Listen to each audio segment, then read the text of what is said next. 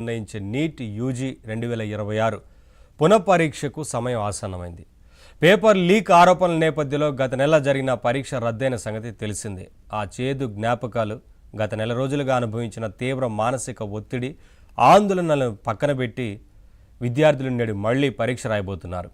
Paper leakage వ్యవహారంలో తీవ్ర విమర్శలు ఎదుర్కొన్న నేషనల్ టెస్టింగ్ ఏజెన్సీ ఎన్టీఏ ఈసారి ఎలాంటి లోపాలు జరగకుండా పరీక్షను అత్యంత పారదర్శకంగా, సురక్షితంగా నిర్వహించేందుకు సర్వం సన్నద్ధమైంది. పరీక్షకు ఒక్కరోజు ముందు శనివారం సాయంత్రం ఎన్టీఏ అధికారులు భద్రతా ఏర్పాట్లకు సంబంధించిన పూర్తి వివరాలను వెల్లడించారు. ఈసారి అక్రమాలకు తావు లేకుండా రికార్డు స్థాయిలో 51,311 జామర్లు, 1,38,560 సీసీటీవీ కెమెరాలను రంగంలోకి దించారు.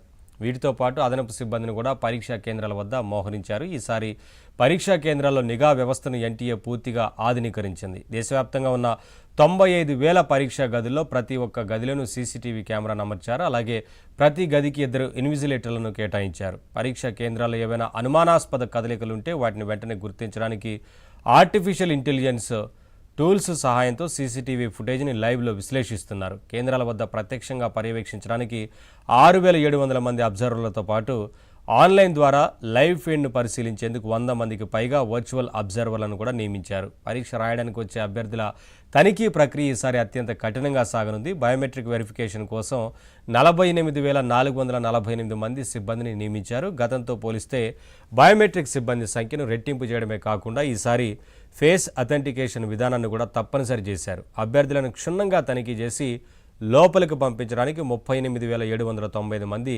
ప్రత్యేక సిబ్బంది విధుల్లో ఉన్నారు.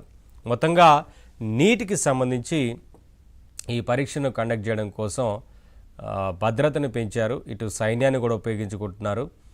అలాగే విద్యార్థులకు కూడా పలు సూచనలు చేశారు.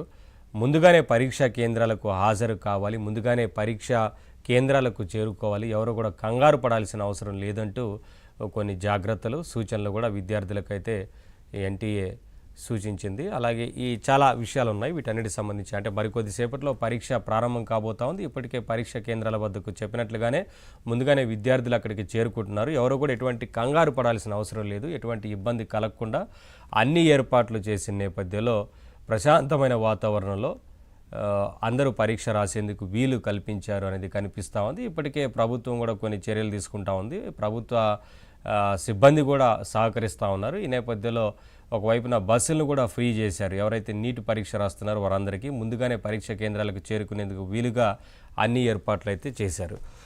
ఇదే అంశానికి సంబంధించి వాటి డిబేట్లో మాట్లాడదాం. డిబేట్లో పాల్గొంటున్నారు కోటేశ్వరరావు గారు, సీనియర్